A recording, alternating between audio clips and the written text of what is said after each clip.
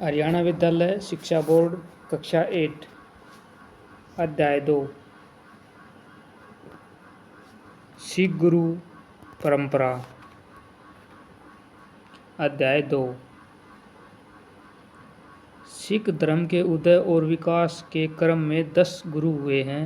प्रथम गुरु नानक देव और 10वें गुरु गोविंद सिंह थे। इतिहासकार कनिंघम के शब्दों में गुरु नानक ने सुधार के सच्चे सिद्धांतों का साक्षात्कार किया और ऐसे व्यापक आधार पर धर्म की नींव रखी जिसके द्वारा गुरु गोविंद सिंह ने अपने देशवासियों में एक नवीन राष्ट्रीयता की भावना को जन्म दिया। उन्होंने उत्तम सिद्धांतों को ऐसा व्यावहारिक रूप दिया कि उनके धर्म में छोटी बड़ी जातियों को जीवन के सभी क्षेत्रों में समान मर्यादा प्राप्त हुई। पंजाब में भक्ति आंदोलन में के संतों में श्री गुरु नानक देव का नाम सर्वोपरि है। उनके शिष्यों को सिख नाम से जाना जाता है। गुरु नानक के प्रभाव से पंजाब की जनता के साथ साथ देश को भी एक नई दिशा मिली।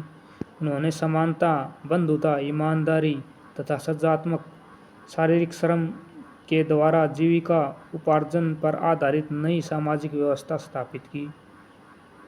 शुरू से ही गुरु नानक का संदेश कबीर, दादू, चैत्य तथा संत अन्य संतों के समान होते हुए भी मौलिक रूप में अलग प्रकार का था।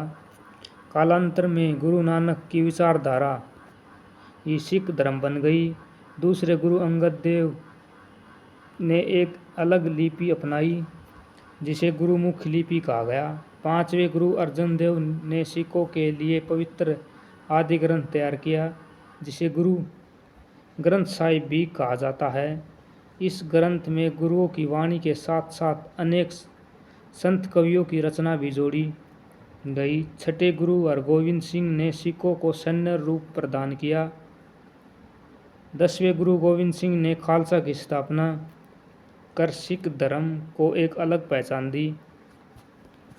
उन्होंने सिख गुरु परंपरा को समाप्त कर पवित्र ग्रंथ गुरु ग्रंथ साहिब को ही सिखों के लिए गुरु घोषित कर दिया। सिख धर्म का इतिहास वीरता और बलिदानों का रहा। सिख धर्म के 10 गुरु हुए जिनके नाम और कालक्रम निम्न प्रकार से हैं। गुरु श्री गुरु नानक देव 1469 से 1539। श्री गुरु अंगद देव 1539 से 1552। श्री गुरु अमरदास 1552 से 1574। श्री गुरु रामदास 1574 से 1581। श्री गुरु अर्जन देव 1581 से 1606। श्री गुरु हरगोविंद 1606 से 1644। श्री गुरु हरराय 1644 से 1661। श्री गुरु हरकिशन 1661 से 1664। श्री गुरु तेग बहादुर 1664 से 1675। श्री गुरु गोविंद सिंह 1675 से 1708। सिख गुरु परंपरा। गुरु नानक देव 1469 से 1539। गुरु नानक का जन्म 1469 में पंजाब के तलवंडी नामक स्थान पर हुआ। उनके पिता का नाम मेहता कालूचंद तथा माता का नाम तृप्ता था। तलवंडी गांव को अब ननकाना साहिब के नाम से जाना जाता है जो अब पाकिस्तान में है। नानक का जन्म कार्तिक मास की पूर्णिमा के दिन हुआ। यह बालक बड़ा होकर एक आध्यात्मिक गुरु के रूप में प्रसिद्ध हुआ जिन्हें आज हम गुरु नानक देव के नाम से जानते हैं। जब नानक 7 वर्ष के हुए तो उन्हें शिक्षा के लिए पंडित गोपाल दास की पाठशाला में भेजा गया। बाल्यकाल से ही उनकी रुचि अध्यात्म में थी। एक बार उनके पिता ने उन्हें 20 रुपये देकर व्यापार करने के लिए भेजा तो उन्होंने रास्ते में कुछ भूखे साधुओं को भोजन कराने में ही अपना सारा धन लगा दिया। पिता के पूछने पर उन्होंने कहा कि मैंने तो सच्चा सौदा किया है।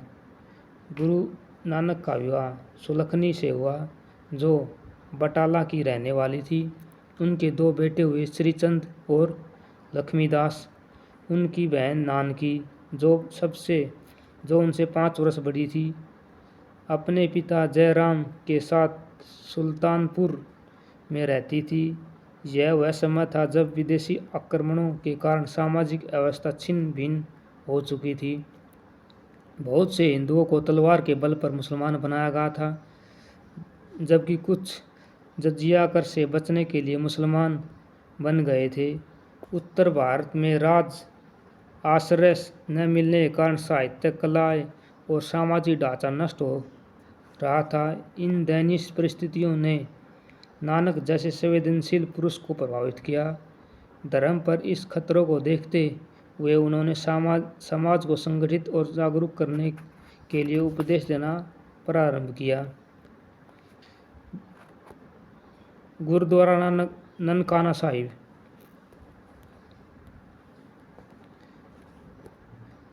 सिख गुरु परंपरा। गुरु नानक देव की शिक्षाएं। मध्यकालीन भारतीय भक्ति आंदोलन के गुरु नानक एक प्रमुख संत थे। गुरु नानक ने भारत, मध्य एशिया और अरब देशों का भ्रमण किया। गुरु नानक गृहस्थ जीवन को भक्ति के मार्ग में बाधा नहीं मानते थे। वे अपना अधिकांश समय साधना और उपदेश देने में बिताते थे। गुरु नानक ने समाज में सुधार किए। गुरु नानक के उपदेश व्यावहारिक एवं समाज कल्याण के लिए थे। उनके उपदेशों का सार था कि नाम जपो, कीरत करो, वंड सको। उन्होंने कहा कि संसार में न कोई हिंदू है और न ही कोई मुसलमान, अपितु सब उस एकमात्र परम शक्ति परमात्मा की संतान हैं, जो अनंत, सर्वशक्तिमान, सत्य, कर्ता, निर्भय, निर्गुण और अजन्मा है। उनका उपदेश था कि हमें जाति भेदभाव से दूर रहकर प्रेम के साथ रहना चाहिए। बाला और मर्दाना गुरु नानक देव के 2 प्रमुख साथी थे। मर्दाना गुरु नानक देव से 10 वर्ष बड़े थे। वह गुरु नानक देव की एशिया की यात्रा में उनके साथ रहे। मर्दाना रबाज बजाते थे। उन्होंने जीवन पर्यंत गुरु जी का साथ दिया। 1534 में उनका निधन हुआ, जब बाबर ने हिंदुस्तान पर आक्रमण करके मंदिरों का विनाश किया और लोगों को जबरन मुसलमान बनाया। तो यह घटनाएं नानक ने अपनी आंखों से देखी थी। इसका दुखपूर्ण विवेचन बाबरवाणी नाम से गुरु ग्रंथ साहिब में अंकित है। सन 1522 में वे करतारपुर में आ बसे और अपने अंतिम समय तक वहीं रहे। यहाँ उन्होंने वार मल्हार, वार मांझ, वार आशा, जपूजी, ओंकार, पट्टी और 12 माह आदि वाणियों की रचना की। उनका कहना था कि परमात्मा सर्वव्यापक है। उनका यह संदेश उन विचारधाराओं से मेल नहीं खाता जो परमात्मा को एक ही दिशा में या एक ही स्थान में होने का दावा करते थे। गुरु अंगद देव 1539 से 1552। सन 1538 में गुरु नानक देव ने गुरु अंगद देव को अपना उत्तराधिकारी बनाया। उन्होंने गुरु नानक देव की वाणी का संकलन किया। यह वह काल था जब समाज के निर्धन लोगों को भोजन का लालच देकर मुसलमान बनाने का प्रयास किया जाता था। इस काम के लिए मुसलमान शासक सूफियों को बड़े बड़े भूमि क्षेत्र अनुदान रूप में देते थे, जिनमें इन सूफियों ने खानकाएं होती थी। यहाँ लोगों के लिए निःशुल्क खाने की व्यवस्था की जाती थी। ऐसे में समाज के कुछ लोग प्रलोभन में आकर मुसलमान बन जाते थे, जो समाज के लिए अच्छा नहीं था। गुरु अंगद देव ने गुरु नानक द्वारा स्थापित लंगर व्यवस्था को अधिक व्यापक रूप प्रदान किया। सभी लोग एक पंक्ति में बैठकर खाना खाते थे। वहाँ ऊंच नीच का भेद नहीं रहता था। उनकी धर्मपत्नी स्वयं इस व्यवस्था को देख रेख करती थी।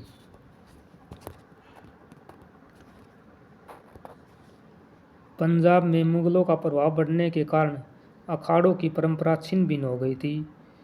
इसे गुरु अंगद देव ने पुनर्स्थापित करते हुए खडूर साहिब में एक अखाड़ा स्थापित किया, जहाँ उन्होंने व्यायाम जहाँ उनके शिष्य व्यायाम करते थे। एक और महत्वपूर्ण कार्य गुरु अंगद ने किया, वह था गोविंदवाल की स्थापना। सन 1546 में उन्होंने अपने विश्वसनीय शिष्य भाई अमरदास को व्यास नदी के तट पर एक नया गांव बसाने का कार्य सौंपा। गुरुजी ने भाई अमरदास को अपना उत्तराधिकारी भी नियुक्त कर दिया था। गोविंदा नाम के एक व्यापारी को लगता था कि यह स्थान दिल्ली और लाहौर को जोड़ने वाले मार्ग पर स्थित था, इसलिए आने वाले समय में यह प्रमुख नगर होगा। उसी के नाम से इस स्थान का नाम गोविंदवाला पड़ा। 29 मार्च 1552 में गुरु अंगद देव का देहांत हो गया। तीसरे गुरु हैं गुरु अमरदास, 1552 से 1574। सन 1552 में जब गुरु अमरदास सिख गुरु बने, उस समय उनकी आयु 73 वर्ष की थी। गुरु अंगद देव ने गोविंदवाल में एक बावड़ी की नींव रखी थी, जिसे गुरु अमरदास ने 1552 में पूरा कर दिया। इसमें 84 सीढ़ियाँ हैं और गुरु अमरदास ने यह घोषणा कि जो भी व्यक्ति 84 सीढ़ी पर स्नान करेगा, वह 84 लाख योनियों के जन्म मरण के बंधन से मुक्त हो जाएगा। उन्होंने लंगर व्यवस्था को और विस्तृत रूप प्रदान करते हुए पहले पंथ फिर संगत के विचार को स्थापित किया।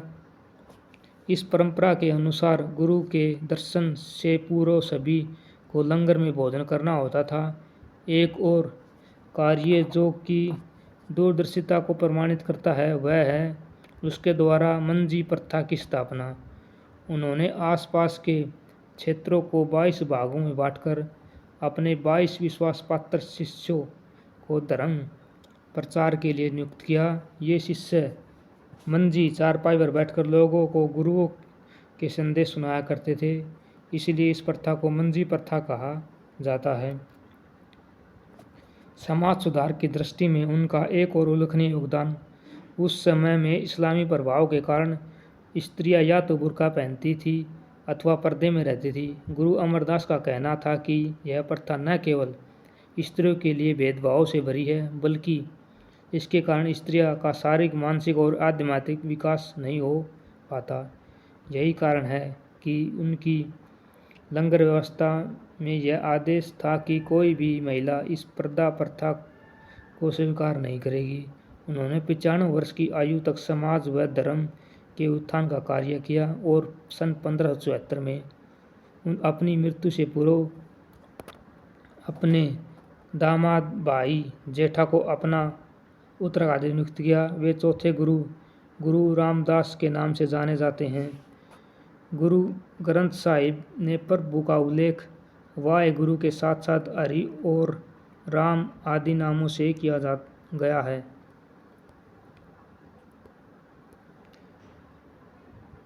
गुरु रामदास 1574 से 1581।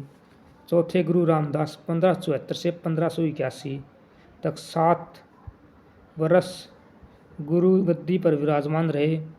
उनके काल में अमृतसर नगर की स्थापना हुई। अकबर ने गुरु अमरदास की बेटी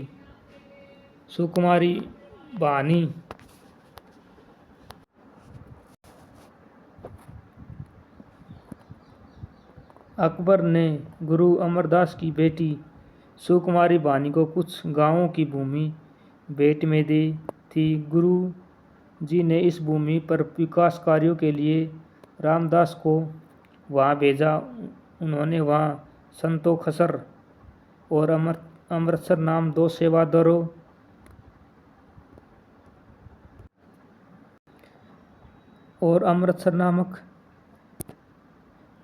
सेवादारों की खुदाई का काम आरंभ करवा दिया।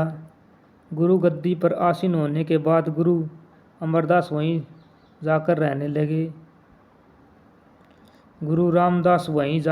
लगे। नगर के लिए बहुत से धन की आवश्यकता थी। गुरु रामदास ने अपने शिष्यों को इस उद्देश्य से धन एकत्रित करने के लिए भेजा। इन शिष्यों को मनसद कहा जाता है।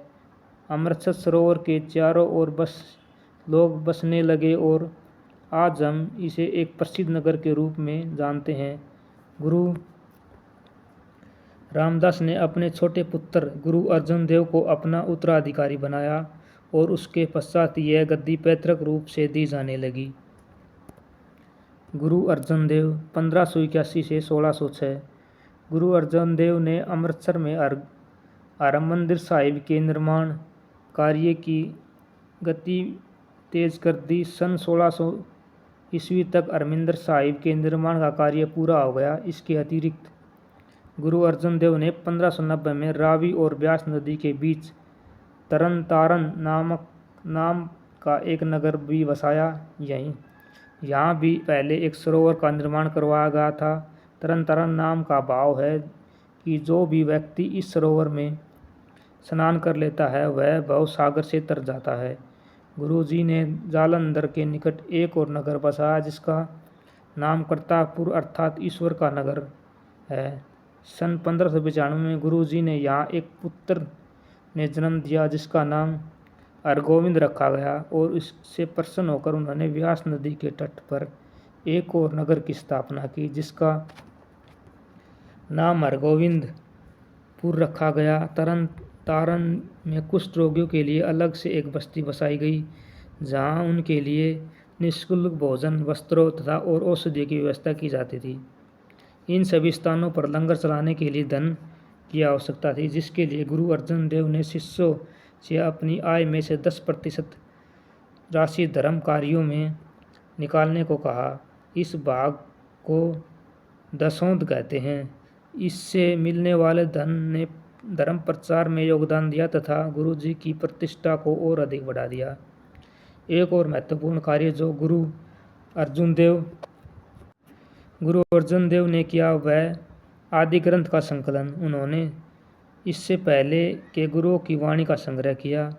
इसमें उन्होंने कबीर, रविदास, फरीद इत्यादि संतों की वाणियों को भी सम्मिलित किया। उन्होंने अपने शिष्यों को सभी प्रकार के मादक पदार्थों के सेवन से दूर रहने का उपदेश दिया। यह वह समय था जब दिल्ली में अकबर का शासन था जो पहले के मुसलमान राजाओं से कम कट्टर था। उसके काल में हिंदुओं को अपने धर्म के अनुसार जीने की स्वतंत्रता थी। यह बात उस समय के कुछ सूफियों, इमामों और उलेमाओं को अच्छी नहीं लगी और वे सब इसी ताक में थे कि कब यह शासन समाप्त हो और सभी हिंदुओं पर मुसलमान बनाने का दबाव बनाया जा सके। उनकी यह इच्छा तब पूरी हुई जब सन 1605 ईस्वी में अकबर की मृत्यु हुई और उसका बेटा जहांगीर शासन बना। उसका बड़ा बेटा खुसरो मिर्जा उस समय दिल्ली लगभग 19 वर्ष का था जिसे लगता था कि वह अपने दादा अकबर का चाहता था, इसलिए उनसे गद्दी मिलनी चाहिए। जहांगीर से विद्रोह करने के लिए वह अपने साथियों के साथ आगरा से निकला और अपनी सेना बनाता हुआ लाहौर की ओर चला गया। रास्ते में जब वह तरन तारण पहुंचा तो उसने गुरु अर्जुन देव से भेंट की और लाहौर पर अपना अधिकार करने के लिए पहुंच गया। जहांगीर अपनी विशाल सेना लेकर लाहौर पहुंचा और अपने बेटे और उसके साथियों को पकड़कर दिल्ली ले आया। उसके सभी साथियों को भयंकर यातनाएं देकर मरवा दिया गया और जहांगीर ने अपने बेटे को अंधा करवा दिया। जहांगीर एक कट्टर मुसलमान था। उसने गुरु जी को बंदी बना लिया।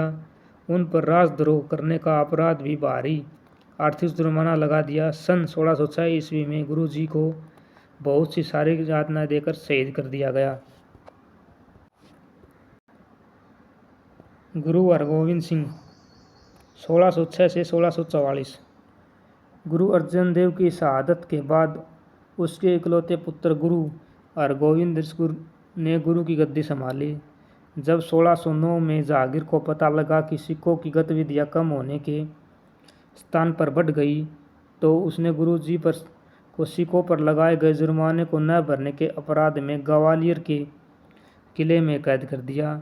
उन्हें लगभग 2 वर्ष तक बंदी के रूप में रखा गया और 1611 ईस्वी में मुक्त कर दिया गया। इसके बाद गुरुजी पंजाब लौटे और उन्होंने तुरंत ही सिखों को संगठित करना आरंभ कर दिया।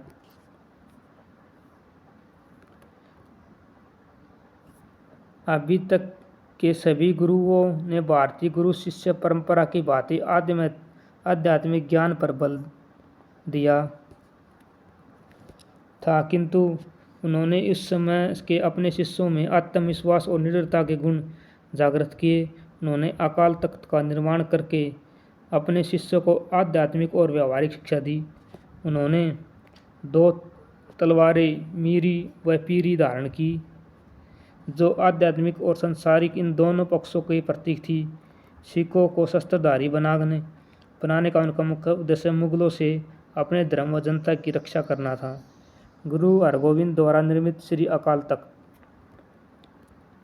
उन्होंने सिर पर कलगी धारण कर ली और अपने मनसोदों को यह निर्देश दिए कि वे धन की अपेक्षा घोड़ों और शस्त्रों का दान एकत्रित करें। शीघ्र ही उनके पास विशाल संख्या में घोड़े और शस्त्र एकत्रित हो गए। उन्होंने अपने लिए 52 अंगरक्षक की भी नियुक्ति किए। उनके आह्वान पर सारे पंजाब से लोगों ने अपने बच्चों को गुरु की सेवा के लिए भेजा ताकि धर्म की रक्षा हो सके।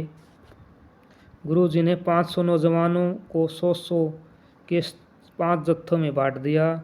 इनके जत्थेदार थे श्री विधिचंद, लंगहा, पिराना, जेठा और पैरा। इन्होंने एक विशाल संगीत मंडली बनाई जो रात को हरमिंदर की परिक्रमा करते हुए हाथों में मशाल लिए ढोलक की धुन पर वीर रस गाती थी। आध्यात्मिक शिक्षा देने के लिए गुरुजी हरमिंदर साहिब का उपयोग करते। उन्होंने हरमिंदर श्री के सामने पश्चिम की ओर अकाल तख्त का निर्माण करवाया। इसमें उन्होंने 12 फुट ऊंचे एक चबूतरे का निर्माण करवाया जो दिल्ली के मुगल सिंहासन के से कुछ ऊंचा बनाया गया था। इस पर आसीन होकर वे अपने शिष्यों को राजनीतिक शिक्षा देते और अपने शिष्यों को अस्त्र शस्त्र भी यहीं प्रदान करते थे। इस तख्त के निकट ही अखाड़ा था जिसमें व्यायाम करने के लिए वे सिखों को प्रेरित करते थे। यह तख्त मुगलों के लिए मानो एक चुनौती के रूप में निर्मित किया गया था। इनके 5 पुत्र थे, गुरुदित्ता, अनिराय, अटल राय, तेजंग बहादुर और सुरजनमल। सिखों में उत्साह का संचार करने के लिए और धर्म के प्रसार के लिए उन्होंने कश्मीर, उत्तर प्रदेश और पंजाब के विभिन्न क्षेत्रों की यात्राएं की। इतिहासकार मानते हैं कि जहांगीर ने गुरुजी को ग्वालियर के कारागार से मुक्ति के पश्चात पंजाब की ओर अधिक ध्यान नहीं दिया, लेकिन जब शाहजहां ने दिल्ली को शासन संभाला तो एक बार फिर से धर्म और अधर्म के बीच संघर्ष आरंभ हो गया। जब गुरुजी को लगा कि अब उनका अंतिम समय निकट आ गया तो उन्होंने अपने पुत्र राय को अपना उत्तराधिकारी नियुक्त कर दिया। गुरु राय 1644 से 1661। शांत और कोमल स्वभाव के गुरु राय ने गुरु हरगोविंद के देवासन के पश्चात गुरु परंपरा को आगे बढ़ाया। इन्होंने विभिन्न प्रदेशों की यात्राएं करके धर्म का प्रचार किया। उनके जीवन काल में शाहजहां के बेटों में उत्तराधिकार के लिए युद्ध हो गया। इनमें दारा सिकोह उदार प्रवृत्ति का स्वामी था जो हिंदू धर्म से प्रभावित था। सन 1658 में सामूगढ़ के युद्ध में हारने के बाद वह पंजाब की ओर भाग खड़ा हुआ। उस समय गुरु हरराय ने उसे आशीर्वाद दिया। कुछ उलेमाओं का मानना था कि दारा सिकोह एक काफिर है। औरंगजेब ने दारा सिकोह को इस्लाम विरोधी घोषित करके इसकी हत्या कर दी। औरंगजेब ने दिल्ली में गद्दी संभालने पर गुरु हरराय को दिल्ली बुलाया और उन्होंने अपने बड़े बेटे राम राय को भेज दिया। जब औरंगजेब ने उनसे आशावादी वार में लिखे श्लोक के अर्थ पूछा।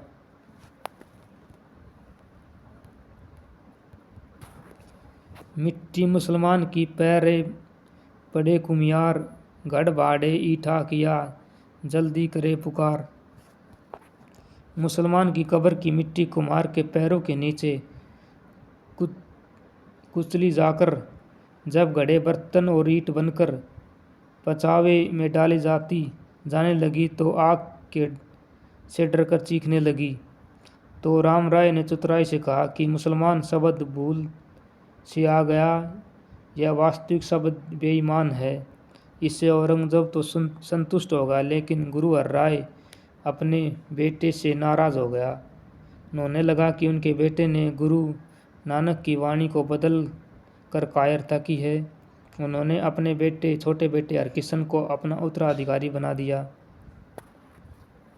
गुरु हरकिशन 1661 से 1664। जब गुरु हरकिशन गद्दी पर बैठा तो उसकी आयु केवल 5 वर्ष और 3 महीने की थी, इसलिए उन्हें बाल गुरु भी कहा जाता है। उनके बड़े भाई राम राय ने दिल्ली जाकर औरंगजेब से गुरु की शिकायत की तो औरंगजेब ने गुरुजी को दिल्ली के दरबार में पेश होने का आदेश दिया। गुरुजी और उनकी माता दोनों दिल्ली आए और राजा जयसिंह के बंगले पर ठहरे। यहाँ गुरुजी चेचक रोग से ग्रसित हो गए, जिनके कारण उनका निधन हो गया। अपने देहांत से पहले उन्होंने एक नारियल और 5 पैसे मंगवाए।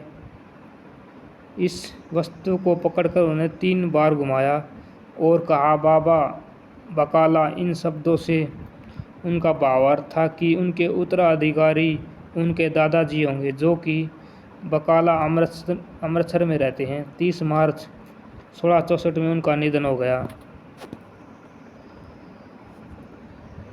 गुरु तेजंग बहादुर 1664 से 1675।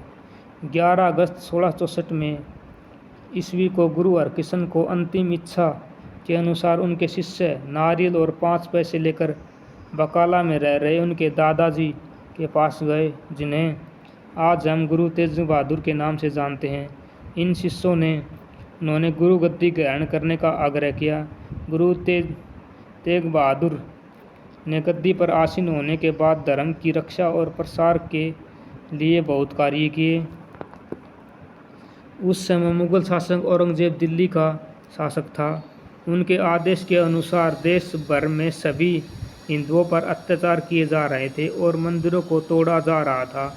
गुरुजी की धर्म के प्रति निष्ठा सुनकर कश्मीरी पंडित उनसे मिलने आए।